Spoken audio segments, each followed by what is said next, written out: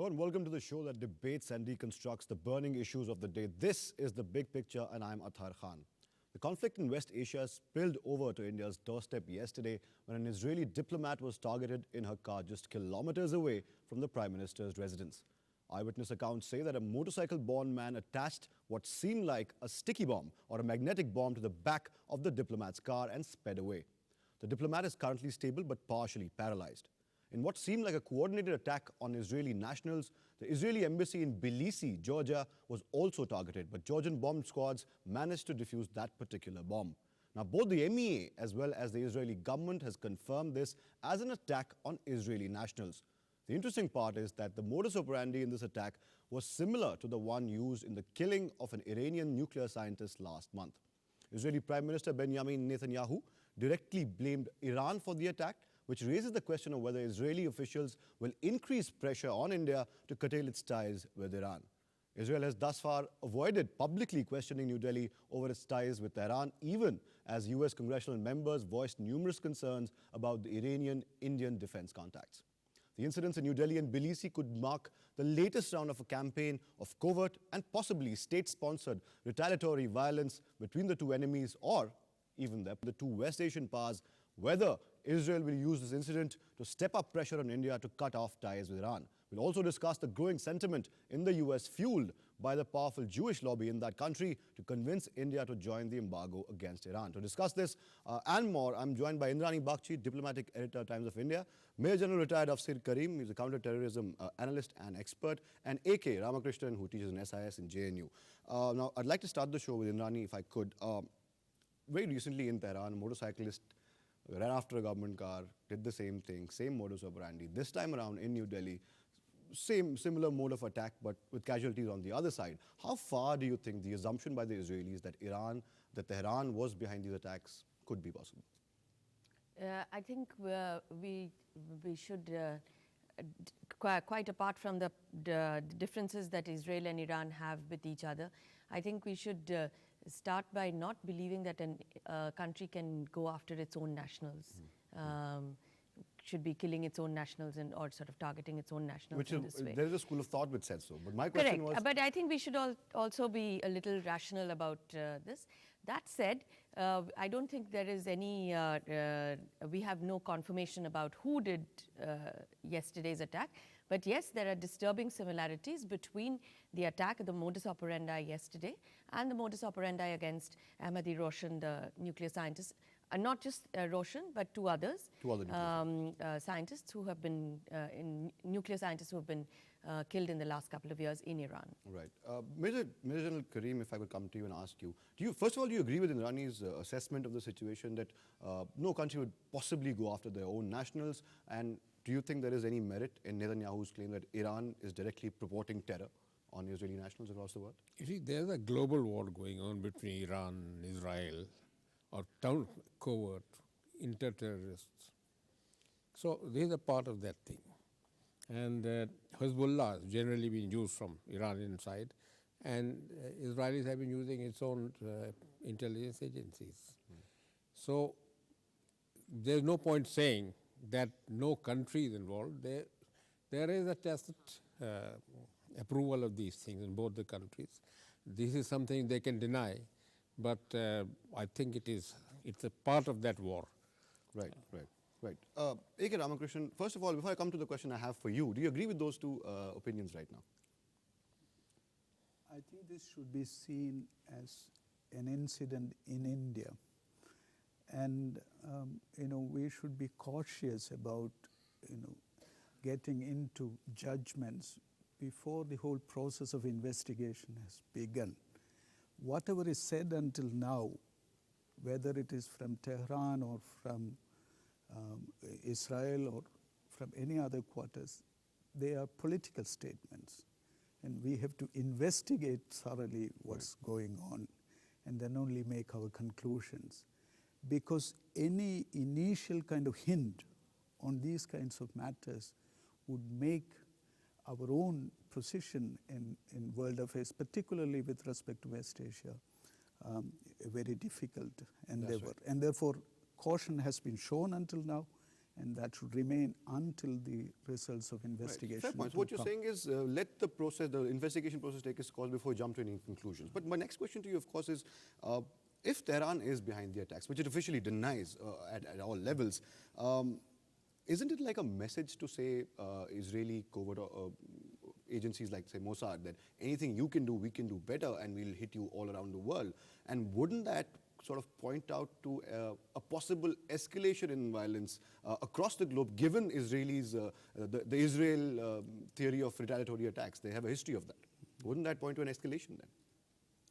There is already, as was mentioned earlier, there is already not only war of words or anything of Ahmadinejad's side, the destruction of Israel, and then on the nuclear issue, an attack on Iran from the Israeli side. These things are discussed, and as you know, both countries are involved in various other forms of attack on each other's targets. But for us, I would not jump into the conclusion that Iran is behind the attack. That's too premature to do so. Obviously, whatever is being done, because Iran is being targeted from the Israeli side, there is a possibility that our own relations with Iran would be affected through the process. Absolutely. Whatever be the ultimate result of the inquiry. And absolutely. Fair point. We'll talk about that a little more later in the program. But before that, let me come to Indrani and ask you, this sort of shadow war that's been going on between Iran and Israel, it's finally come to our shores, to Indian shores. Does that, I mean, where is the internal security factor in all this? Did our intelligence agencies completely miss something that was going to happen in New Delhi, very close to the Prime Minister's residence? Well, let's look at it this way. According to the chief of Shin Bet, made a statement last week that Iran was apparently targeting Israeli nationals and Israeli agents across the world, and they had foiled attacks in Thailand, Baku, and Turkey. And we know that the attack in Georgia yesterday was foiled, but in India the attack slipped through. That should be a question that we should be asking ourselves, because certainly from when we were writing the story yesterday, our sources told us that there had been conversations between the Indian counter-terror people and the Israeli counter-terror people about the possibility of attacks, about alerting against such attacks in India. Now, whether we dropped the ball or whether the attackers were far too clever, I don't know, but certainly somebody dropped the ball. Somewhere. General Karim? I think the Israelis have been a little careless in this. This car was unprotected. Something not very It used not to go very to Israeli. shopping with ladies, and they were watching it. And apparently they watched it and followed it from Khan Market. And the method they used, the Israelis already used. The magnetic And it ball. doesn't require much of intelligence or professionalism as they're talking about. It's very easy, because in our democracy, you can't stop all the streets and say nobody can go, nobody will be on a motorcycle. Right. So it's not something which cannot happen, which can happen very easily. Anywhere. Now, anywhere. And the intelligence agencies are at fault to the extent that they don't perhaps are aware that what cells or what people or what support the Hezbollah and other people Very have. briefly, at General White, Karim, if yeah. I could just jump in before we go into a break. Do you think, P. Jadavram came with a statement today saying this bomber was well trained. Is there a possibility that perhaps, if Tehran is behind it, they probably outsourced it to, say, a local You cell? see, there were attacks on Israelis in 9/11 also, and other places where they tried out. So most of them has to be supporters of Shia. The Sunnis generally don't, but Al-Qaeda is also been involved in this. So there are no cell, but I think this is a lone wolf attack. Right. It's easier than a lone wolf attack. Right. than a cell. We'll have to take a break right now, but we'll come back and talk about more issues relating to this. Don't go anywhere. Lots more to discuss on The Big Picture right after this break.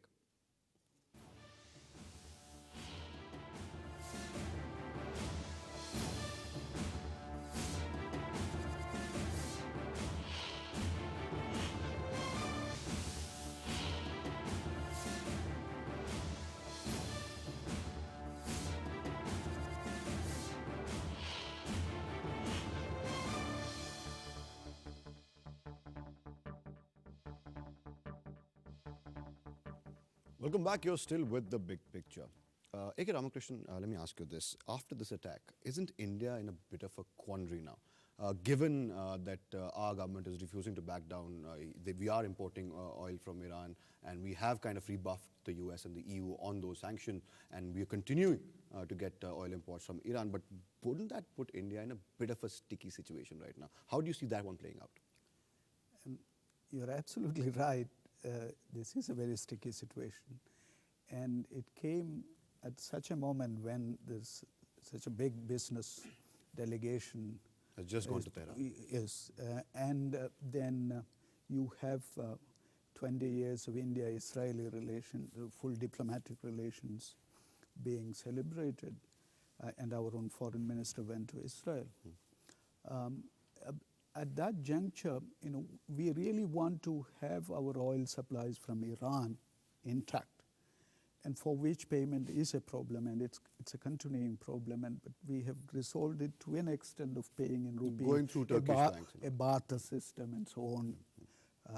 Payment of our exports of rice, etc., by them, and so on.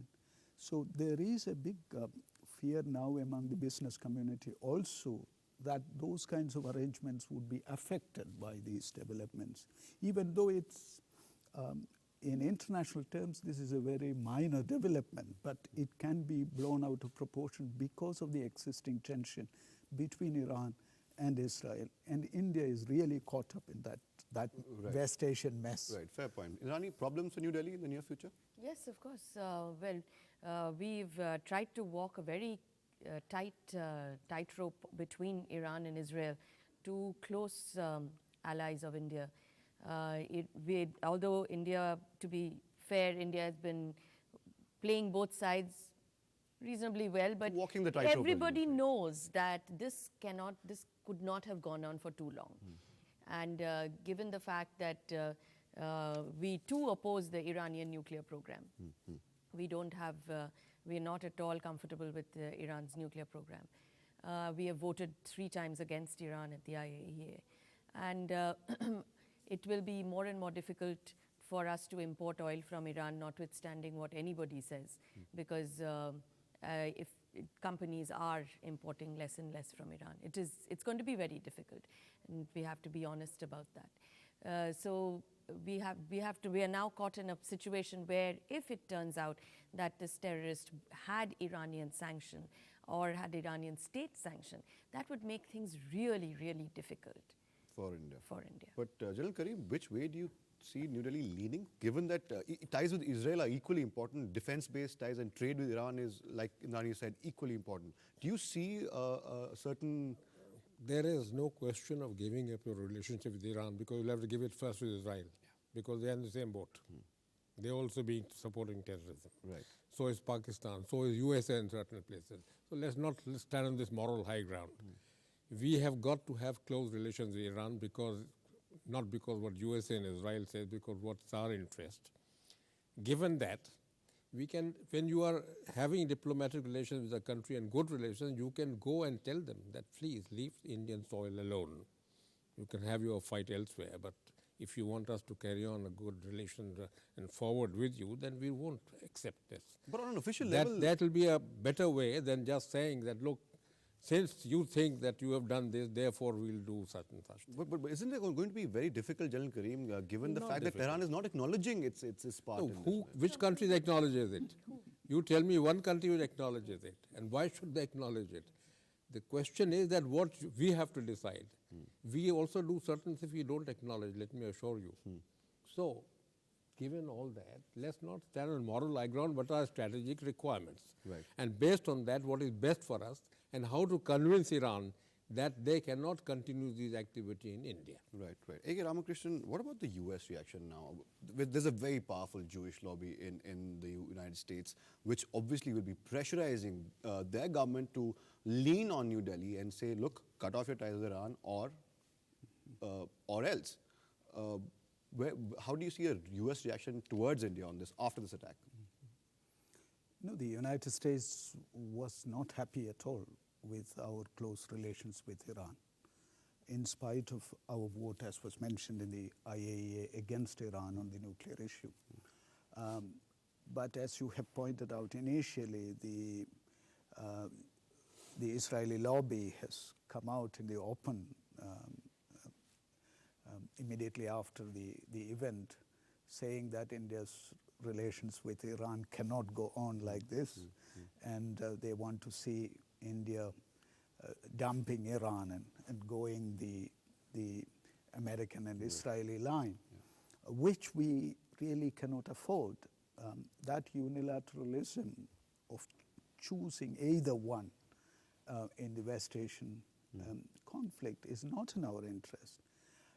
Because of our not only traditional ties, but also our linkages in trade and oil in particular, around 12 billion dollars annually, that kind of a bill. And there is enough scope for expansion of trade links with Iran. And with Israel, our relationship has been going on smoothly. Yeah, it's been blossoming as someone would say. Blossoming in agriculture, in trade, in R&D, and so on. And therefore, it will not be a good thing to pressurize India to give up some of these vital interests.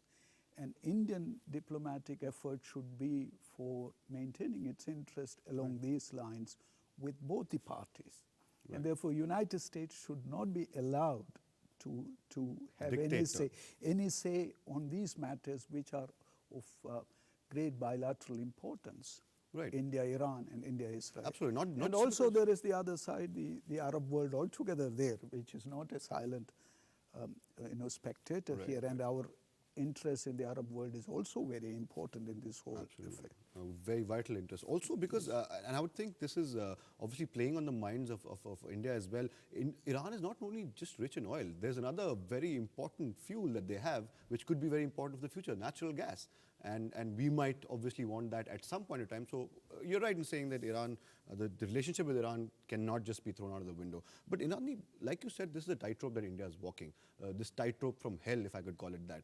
How do you see, because we know that the US lobby and the US lobby will pressurize New Delhi and Israel will pressurize New Delhi. But in your opinion, how do you see New Delhi, like what is the way out? How can you actually walk that tightrope when given both, we're stuck between a rock and a hard place. Well, what does New Delhi do really now? You know, the thing is, we have withstood US pressure on Iran for years.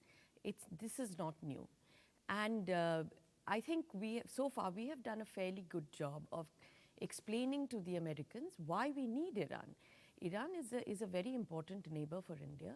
We have very vital interests, quite apart from, even if we don't buy a single drop of oil from Iran, we still need Iran for a whole lot of reasons.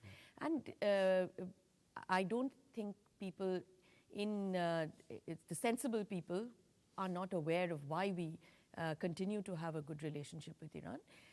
Iran needs us, we need Iran. And that's the whole story of Indian diplomacy, that they have to sell a better story. Absolutely. And I don't think they're doing too bad a job. It is us, we sit on the outside and we do look at things slightly differently. Right. But to be fair to them, I don't think they're doing such a bad job of explaining why India needs Iran and why India will continue to engage with Iran. Karim, do you agree? Can we do something else also, or are we doing a fine job right now? I think we are doing all right, and we don't have to explain and say, sorry, we are having a relationship with Iran. We say we want a relationship with Iran because so and so reason. Right. And USA understands this fully well. It has relations with Pakistan, which is attacking it directly in Afghanistan, and so on and so forth. So every country follows its national interest rather than principles of somebody else's interest. Absolutely. But pressure will come. It's bound to come. Right. But let's talk about the possibility of, say, fringe non-state actors being behind the attack. What about groups like Hezbollah without the consent of Tehran, or Syrian-based group? India just voted against Syria at the UN. You think there could be a possibility that this was like an independent one-off attack?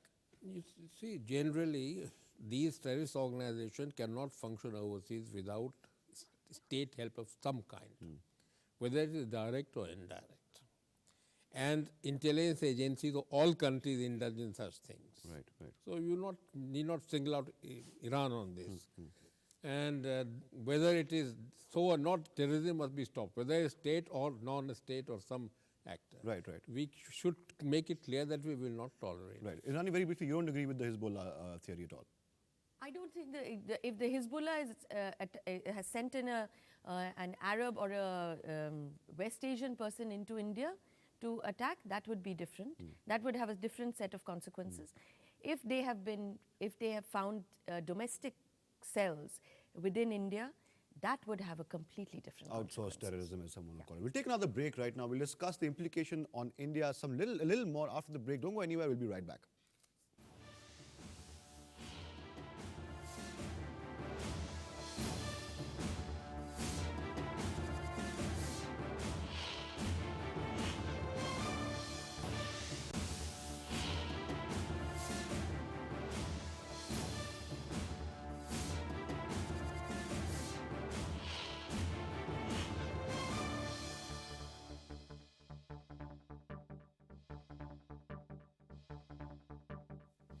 Welcome back. You're still with the big picture. Indani, is Israel, Benjamin Netanyahu, the Prime Minister, has come out with a statement saying that Israel will retaliate. It'll be a patient retaliation. It'll be a calculated response. Do you think more attacks in Tehran is what he's talking about, or more attacks? You know, they have a long history, frankly. They don't take attacks on their citizens the way we take attacks on our citizens. They have a long history of being able to retaliate in distant lands in different ways. They take years to do it, as you have seen, post the Munich Olympics, for instance. But so, yes, I suppose we can, but also, you know, the world is a little different now. Than 1972 now. Exactly. So, you know, it's not going to be as easy for Israel to do what it could do earlier. And does it really want to do so much?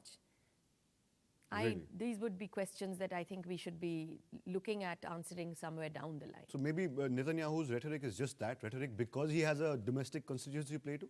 So in Israel, you have to understand right now the crescendo is building up against the nuclear program of Iran, and it's building up in the Western world. The sanctions from the US have come in, EU have come in. It's building up. So all of this adds fuel to that fire. How it plays out, and you know, of course, we can all think in terms of a grand conflict, etc. And my view is I don't think we are headed down that path. But we'll have to wait and see, obviously. General Karim, what about the possibility, like it happened in 2006, there was a regional war between the two countries. You see that happening again? As Indrani said, the times have changed. It's not the same atmosphere it was, say, in 72 or 2006. But do you see a spillover of the violence into, say, sort of a regional war in that area again happening?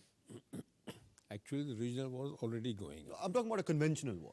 No, conventional war is not the requirement of the day in any case. It doesn't achieve much. Yes. So there are other methods of warfare which are being used. Warfare has changed. We shouldn't look at it as conventional war is becoming out of date most of the time. So you should take it as a kind of warfare, whether it doesn't fit our own ideas of war which are conventional. And this war is being fought inside Iran, inside Israel, and it is continuing inter-regional. Right. But do you see, say, Iran, if it's not an overt war, what about a covert war? Like Hezbollah has been bombing right from Lebanon into Israel. Do you think that had stopped for a bit in the middle? But now do you see after this recent spurt of violence in the two countries, do you see Hezbollah rockets going to Tel Aviv again? No, first thing is that Israel is mainly targeting their nuclear scientists and assets and things like that, generally speaking. Then this spills over to other kind of violence also. And it will continue, may not in the same form, in some other form, which we perhaps, because the pattern changes. Right. One of the things the covert warfare has changed the pattern, one that has been come in public life. Right, right. Hey, Ramakrishnan, you've been waiting patiently for a while. Let me give you a very important question. What about Iran in all of this now? Where does Iran go from here? They will have constant pressure from all over the world, including allies like India. And how does Mahmoud Ahmadinejad handle this? What do you see the policy, Tehran policy being after these attacks? On the nuclear issue, Iran is already being cornered, not only by Israel, by the United States, by the Europeans. The sanctions are really affecting them. And therefore, on that issue, it's a very difficult thing for Iran. And therefore, it has to somewhere have to engage the rest of the world. Much more, difficult engagement, but much more creative engagement is needed for its own sake. As far as we are concerned, Iran's response in that matter is also significant because India has taken this position against Iranian nuclear, ambitions of the weapons kind. Right. And so, but Iran is not going to budge, at least in the open, on that issue because it's a matter of pride. And it's some way that Iran feels that its due recognition of Iran's own position in world affairs would come only when it has that weapon. Right. It's not simply about producing energy or anything of that sort. So Iran wants to have that position within the region, but Israel on one side and Saudi Arabia led, Arab monarchies on the other side. And the Saudis hate Iran. Yes, they are all trying to limit Iran's power within the region. Right. And it's in that overall context of putting Iran in a spot. Right. That is in a way working well. Right. Indrani, I'll give the last word to you. We have about 20 seconds left. Very briefly, where does Iran go from here? Do you see any movement in the rigidity of Tehran? I think Iran, anybody who thinks that Iran is not going to get a nuclear weapon must be dreaming. I think Iran is completely determined to get a weapon. And they most probably will. And they probably will. Right. That's all we have time for today. But some key takeaways that came out of the panel here, the discussion, is that the possibility of a regional war, like the war in 2006, is a far-fetched possibility. The times have changed. Iran and Israel will not probably go into a conventional war. But yes, Tehran's position, obviously, in the international arena has been weakened. But like our panelists just said, that anybody who thinks that Iran is not going to get a nuclear weapon is probably living in a fool's paradise. Thank you so much for watching The Big Picture tonight. Till next time, till we get you another special edition of The Big Picture. Good night, goodbye, and thanks for watching.